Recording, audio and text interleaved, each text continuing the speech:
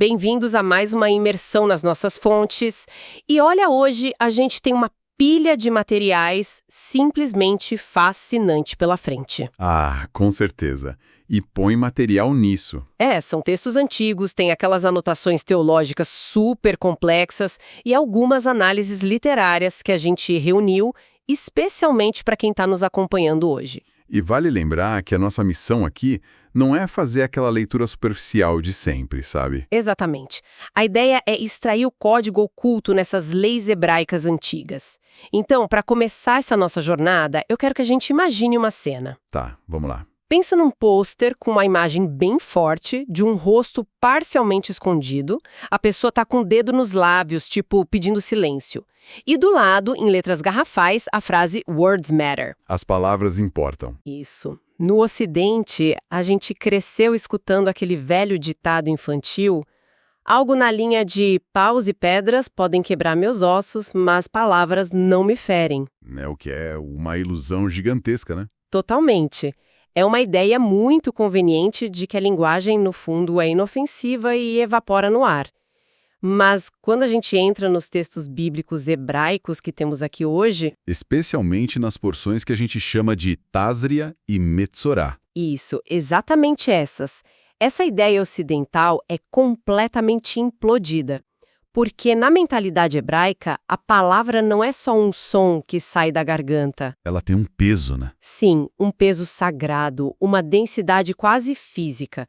E o mau uso dessa fala criava manchas literais, uma anomalia severa na pele, nas roupas e até nas paredes das casas. Aquela anomalia conhecida como tzaraat. Perfeito, certo. Vamos desempacotar isso. E a abordagem que esses textos exigem da gente pede logo de cara o abandono daquela visão moderna e clínica que a gente costuma ter. De achar que é medicina, né? Exato. Historicamente, essas traduções apressadas chamaram a tzaraat de lepra. Mas os documentos que a gente está analisando deixam muito claro que isso não é um manual de dermatologia ou de infectologia. Até porque quem diagnosticava o problema não era um médico. Era o Kohen, o sacerdote. Isso acontece porque a gente está lidando com um mapa altamente complexo da alma humana. E, em última instância, um mapa da própria redenção cósmica. Uau! Mas como a gente lê esse mapa sem se perder nas regras sanitárias? Então, a tradição hebraica usa uma lente chamada Pardes para decodificar isso. É um acrônimo para 4 níveis progressivos de interpretação. 4 níveis, certo? O nível Peshat lida com o sentido literal do texto. Aí o Remez busca as pistas e aquelas conexões mais nas entrelinhas. Entendi. Depois tem o Derash, que entra na investigação filosófica, ética, de comportamento mesmo. E por fim o nível Sod. Esse nos leva direto ao segredo místico mais profundo. Certo. Então, seguindo esse mapa que você acabou de desenhar, a gente tem que começar pelo degrau inicial, o Peshat, o texto literal. Isso mesmo. E logo de cara, a regra central para identificar a tzaraat quebra completamente a nossa lógica dedutiva. Sim, quebra mesmo. Porque o texto diz que se um indivíduo tem uma mancha isolada, tipo uma erupção clara na pele, ele tem que ser levado ao sacerdote. Ok, até aí tudo bem. O sacerdote examina, vê a mancha circunscrita e declara a pessoa impura. A nossa mente racional entende isso de boa. Lembra muito o diagnóstico de uma infecção normal. A anomalia está ali num ponto isolado. O problema foi detectado. Exato. Mas é no versículo seguinte que o texto dá um curto-circuito na nossa mente. Eu vi isso nas fontes. Se essa dita lepra se espalhar de um jeito tão agressivo, que cubra o corpo inteiro da pessoa da cabeça aos pés. Deixando a pele toda branca. Isso. Aí o sacerdote vai lá e declara essa pessoa pura. A lógica está totalmente invertida aí. Parece loucura, né? Muito. Pensa comigo. Se o meu carro tem um ponto de ferrugem no capô, ele está danificado. O mecânico atesta o problema. Certo. Mas se o carro inteiro for devorado pela ferrugem, tipo não sobrar 1 milímetro de pintura original, ele de repente está em perfeitas condições de uso. Como isso faz sentido? Uma ótima analogia. A primeira via de interpretação que a gente encontra nos materiais parece meio que uma rendição intelectual, sabe? Diz que isso é simplesmente um decreto divino absoluto, e a gente só aceita o mistério. Provando que puro e impuro são espirituais e não biológicos. Isso. Mas O que é fascinante aqui é a segunda via de interpretação. Que tem uma lógica interna. Exato. Pensa na constituição de um organismo vivo. Quando uma mancha isolada aparece, ela destoa violentamente do resto do corpo saudável. É um conflito, né? A saúde brigando com a doença ali naquele local. Perfeito. É um sintoma de um distúrbio em andamento. Mas quando essa mudança avança e cobre a superfície inteira de maneira uniforme, o paradigma muda. Como se não fosse mais uma doença passageira. Isso. Passou a refletir a nova constituição da pessoa. É a nova natureza dela. É tipo uma lagarta que se fecha no casulo e se desfaz. Nossa, ela não é uma lagarta doente, ela virou outra coisa. Exatamente. Entrou num estado totalmente novo. Isso ganha uns contornos impressionantes quando o Talmud aplica essa mesma regra literal ao cenário macro do nosso mundo. Peraí.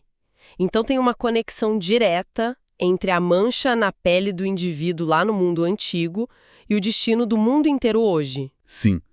O Talmud usa essa estrutura meio contraintuitiva para explicar a redenção final. Usa a lepra bíblica como uma metáfora para o mal estrutural e a heresia. Ah, certo. O texto diz que a redenção, a era do Mashiach, vai acontecer justamente quando toda a autoridade do mundo se tornar herética. Ou seja, quando a iniquidade dominar o planeta inteiro. A escuridão total é o que sinaliza a luz. Exatamente. Voltando ao carro coberto de ferrugem, então. Quando o mal engole todas as instituições, o mundo é declarado puro. É porque a supremacia absoluta do mal mostra que um processo crítico chegou ao fim. Todas aquelas forças negativas que ficavam escondidas nas sombras... Naquelas intenções obscuras, né? Isso. Elas foram finalmente exteriorizadas. O mal foi expulso do interior para a superfície. Faz sentido. Se tá tudo na superfície, não tem mais nada apodrecendo escondido por dentro. E o processo de separação termina. O mundo esgotou sua energia negativa interna e está pronto para ser purificado. A doença não consegue mais se esconder. Nossa, isso inverte completamente a forma como a gente lida com crises sistêmicas. A gente vê a degradação e pensa logo no desespero. É o reflexo normal. Mas a mentalidade hebraica olha para isso e conclui que é a externalização final antes da cura. O veneno está fora do corpo. Sim, é uma visão de esperança no fim das contas. Mas se a origem disso não é biológica, a causa real precisa estar ligada à agência humana, o que as fontes dizem que é o gatilho, entrando ali no remez e no derache. Então a estrutura textual da Torá nos dá essa resposta pela posição dos temas. A justaposição nunca é por acaso. Tem sempre um motivo. Sempre. A porção Tazria começa detalhando leis sobre o parto. Fala da mulher que deu à luz e precisa trazer uma oferenda para o templo. E logo no versículo seguinte, sem transição nenhuma, entra nas regras da Tsarat. O que gera uma baita confusão. Qual seria o erro de uma mulher que acabou de trazer uma vida ao mundo para ela precisar de expiação? Pois é, o ato é sagrado. Mas os sábios do Talmud focam na vulnerabilidade das palavras. Eles explicam que no auge da dor do parto, sem anestesia no mundo antigo, a mulher pode acabar fazendo um juramento na agonia. Jurando nunca mais ter relações com o marido, por exemplo? Exato. Ela vê ele como o causador daquela dor insuportável.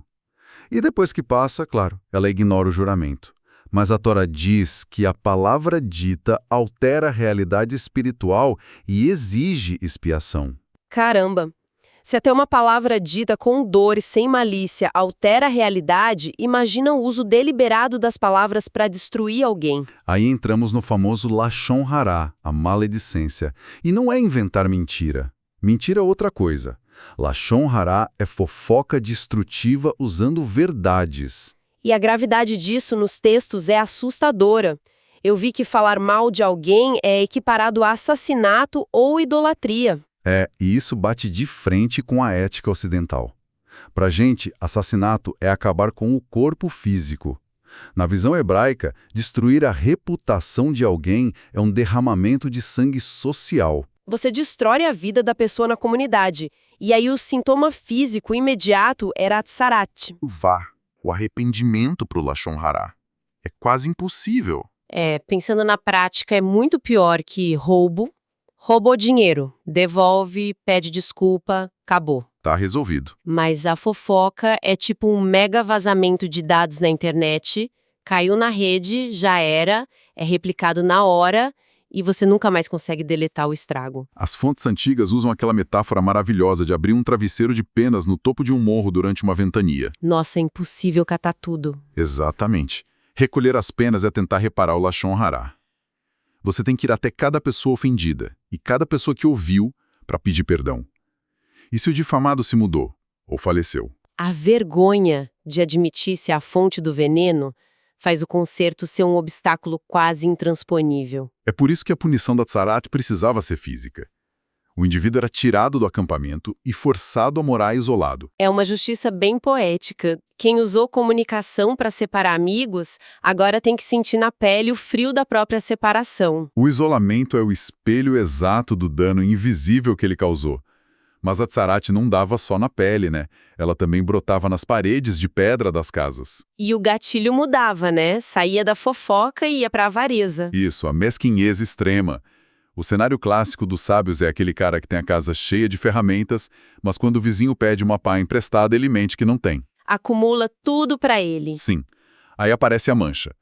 O sacerdote é chamado, mas antes de declarar a casa impura, ele manda esvaziar a residência inteira. Essa ironia é fantástica. O mesquinho é forçado a botar tudo na rua. É uma auditoria pública compulsória da generosidade dele. E todos os vizinhos que receberam um não passam e veem as ferramentas lá na calçada.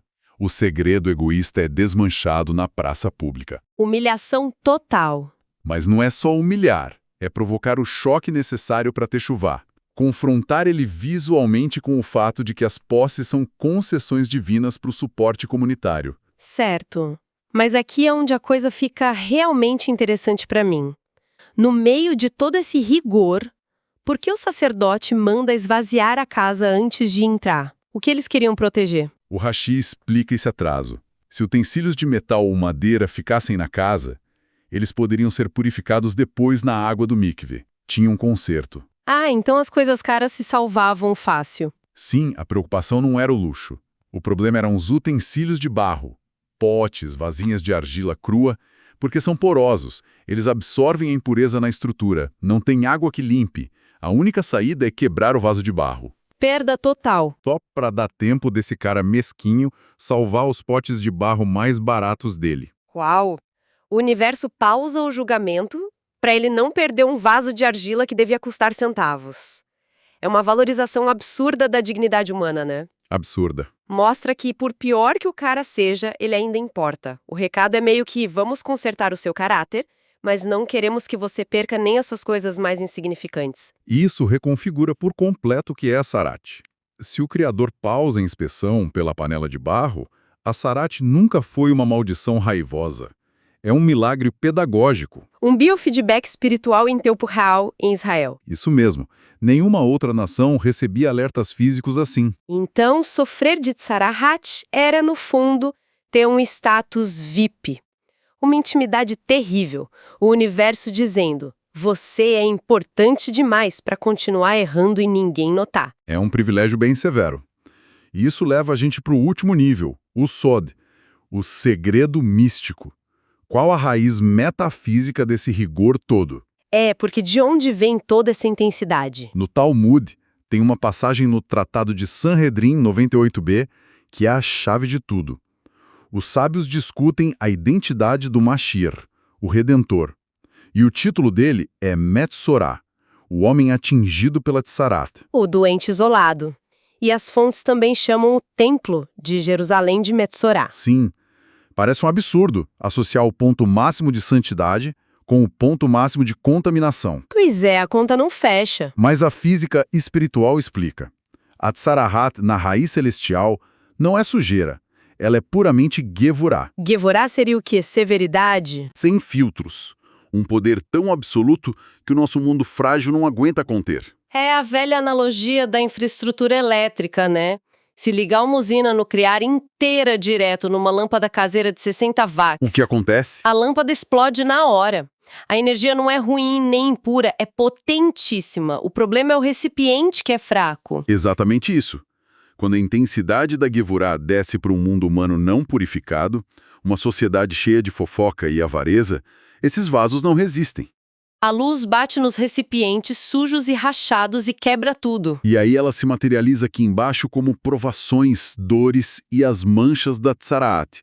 É o rigor da luz destruindo a casca. Ah, agora faz sentido o Mashiach ser o Metzorá. Sim, ele não é impuro. Ele incorpora essa imensa luz sagrada, mas atua num mundo corrompido. Ele suporta o atrito e o rigor para processar isso em favor do coletivo. Nossa, e isso fecha aquele círculo perfeito do paradoxo lá do começo, de que quando a pessoa ou o mundo ficam totalmente tomados pela mancha branca, eles são declarados puros. Isso mesmo. O mal e o egoísmo foram totalmente drenados para fora. O interior está limpo. E aí entra a redenção, que é curar os nossos vasos, reforçar nossa fiação para aguentar essa luz sem explodir. Esse é o processo de Tikkun, a reparação cósmica. Restaurar o rigor das palavras e as fraturas da comunidade é forjar um recipiente inquebrável do infinito. Fazendo um apanhado geral da nossa exploração de hoje, a gente viajou por essas 4 camadas, né? Vimos como essas leis de pele quebram a lógica básica, provando que a corrupção absoluta prepara a purificação total. E descemos para as raízes psicológicas do comportamento humano também. Com certeza. O peso aterrorizante das palavras, onde uma fofoca dilacera vidas e onde esconder ferramentas gera uma exposição pública da alma. Observamos a misericórdia do universo pausando tudo para salvar um vaso de argila. E, claro, as engrenagens místicas da Gevurah. Sim. E olha, o intuito aqui não é só fechar o livro e esquecer. Se a sabedoria hebraica mostra que as nossas palavras são sementes com alta densidade espiritual, elas não somem, se acumulam. Fica tudo registrado. Permanentes na internet. A fiação da rede expõe a gente. Então, para quem está nos escutando, a reflexão é: nas próximas horas, as palavras e os textos que vão sair de nós estarão construindo recipientes sólidos para a luz ou vão rachar os potes de barro de quem está perto da gente. Fica aí o pensamento. Até a próxima!